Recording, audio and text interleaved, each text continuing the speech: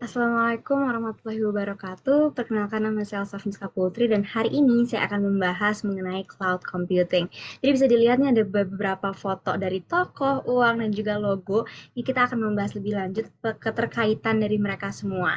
Pertama-tama, sekarang itu cloud computing sudah menjadi tren di perusahaan-perusahaan besar. Sebagai contoh, Unilever goes cloud only with one of the largest cloud migration. Ada juga informasi bahwa jika kita gabungkan 77 perusahaan dan melihat biaya mereka, secara total itu mereka mengeluarkan 13 miliar dolar per tahunnya untuk cloud computing services. Dan juga ada nih data dari Snapchat di mana mereka nge-rebuild their infrastructure untuk mendukung penggunaan dari 347 juta penggunanya.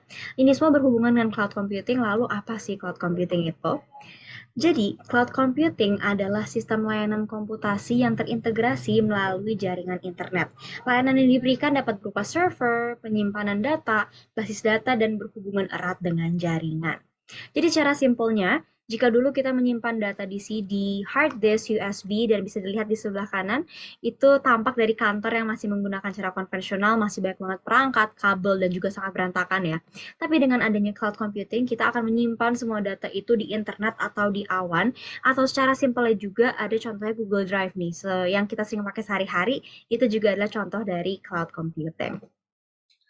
Oke, jadi cara tradisional itu bisa disebut juga dengan cara on-premises, di mana perusahaan itu akan menjalankan sistem IT mereka dengan memiliki, memasang, dan juga memelihara perangkat-perangkat mereka sendiri. Beda dengan cloud computing, di mana perusahaan akan biasanya menyewa atau bekerja sama dengan pihak ketiga yang akan mengurus semua data-data mereka melalui awan atau internet. Oke, lalu mengapa sih ada cloud computing? Jadi, pertama adalah untuk meminimalisir biaya. Kalau kita bandingkan dengan cara tradisional, itu akan memakan lebih banyak biaya untuk membeli perangkat, merawat perangkatnya juga, dan untuk membayar sumber daya manusia untuk mengelola semuanya gitu. Kita kutip dari Steve McChrystal, seorang Chief Enterprise and Technology Officer dari Unilever. Beliau mengatakan kalau the cloud will save cost since it allows us to only pay for server capacity when we need it. Jadi dalam kata lain, cloud computing itu adalah on demand dan dimana kita akan beli jika kita membutuhkan dan sesuai kebutuhan kita. Selanjutnya, kita ada data juga nih dari Snapchat di mana dengan mereka mengadopsi cloud computing, mereka berhasil menurunkan 65% dari biaya mereka. Lalu juga dari Jerry Hunter, seorang Senior Vice President dari Snap, berkata kalau we save a lot of money by having two clouds. Selanjutnya ada beberapa keuntungan juga dari cloud computing. Pertama adalah meningkatkan efektivitas dan fleksibilitas kerja. Jadi mereka itu sekarang bisa membawa data kemanapun mereka pergi gitu, nggak harus di kantor. Selanjutnya itu keamanan lebih terjamin karena dengan ada cloud itu dilengkapi dengan enkripsi data.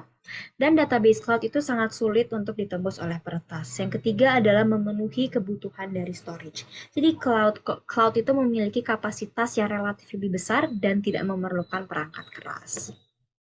Selanjutnya ada proyek milik Unilever bekerjasama dengan Accenture dan juga Microsoft. Ini merupakan proyek yang sudah direncanakan dari tahun 2019 dan selesai di tahun ini.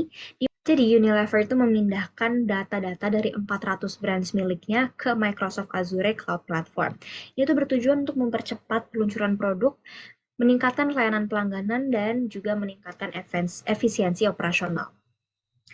Jika kita lihat juga hasil survei dari beberapa IT decision makers, mereka semua berpendapat kalau dengan adanya cloud computing itu memangkas biaya sebanyak 80%, meningkatkan cyber security sebanyak 69%, dan juga membuat management of data menjadi lebih mudah, dan juga meningkatkan performa dari organisasi. Lalu ada berbagai macam tipe cloud computing untuk memenuhi kebutuhan dari para bisnis yang juga beragam. Pertama ada service model. Jadi service model itu di pertama ada infrastructure as a service, di mana pengguna nantinya akan menyewa virtual machines, storage, dan juga networking components dari cloud provider. Contohnya ada Microsoft Azure dan juga Google Compute Engine. Yang kedua ada platform as a service, di mana ini tuh cocok untuk developer yang ingin menulis kode dan membuat aplikasi tanpa berurusan dengan manajemen infrastruktur. Contohnya ada Heroku dan juga Microsoft Azure. Yang ketiga, Kita ada software as a service, di mana ini sistemnya berlangganan. Jadi nanti pengguna akan mengakses aplikasi melalui browser web. Ini cocok untuk pengaplikasian di aktivitas setiap hari, dan juga email dan collaboration tools, serta customer relationship management. Contohnya ada Salesforce dan juga Microsoft Office 365. Selanjutnya ada deployment model. Yang pertama ada public. Public cloud ini cocok untuk masyarakat umum sehingga satu server dapat digunakan untuk beberapa kegunaan. Contohnya ada yang berbayar itu Microsoft Office 365, yang gratis ada Facebook, Gmail, dan Instagram. Ada juga private cloud, ini untuk perlindungan terjamin karena hanya bisa diakses oleh orang yang berkepentingan. Ini cocok untuk perusahaan yang memiliki data bersifat penting atau rahasia.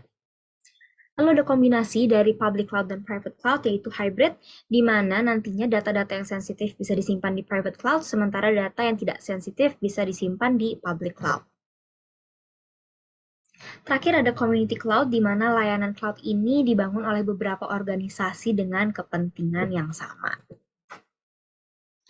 Oke, ada juga beberapa penerapan dari cloud computing, contohnya di pendidikan yang mungkin kita juga familiar, ada Google Classroom. Di media sosial yang kita familiar ada YouTube, LinkedIn, Facebook, dan juga Instagram, lalu bisa diaplikasikan juga di sektor kesehatan. Mungkin sebagai penutup ada quote sedikit dari Nicole Van Dat, yaitu seorang lead at Accenture. Beliau berkata kalau cloud is now a must-have for any company serious about digital transformation. Jadi bisa dilihat nih kalau kedepannya akan semakin banyak perusahaan yang akan beralih ke cloud computing. Mungkin sekian penjelasan saya mengenai cloud computing. Terima kasih.